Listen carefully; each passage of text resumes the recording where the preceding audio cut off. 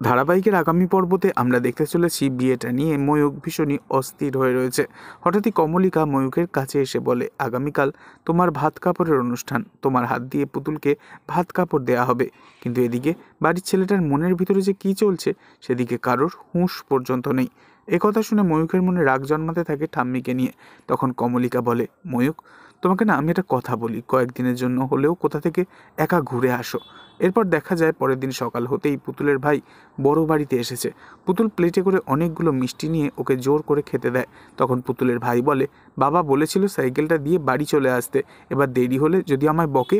তখন পুতুল বলে, ধুর বোকা, কিচ্ছু বলবে না, যদি বলে বলবি মাঠান জোর করেছিল তাই, খা ঝটপট করে খেয়ে নে। ঠিক সেই সময় কমলিকা সেখানে চলে আসে আর বলে, একটা হাবাতে এই বাড়িতে ঢোকা মানে দিন নেই রাত নেই, পিছু পিছু অনেকগুলো হাবাতে এই বাড়িতে তো আসবেই।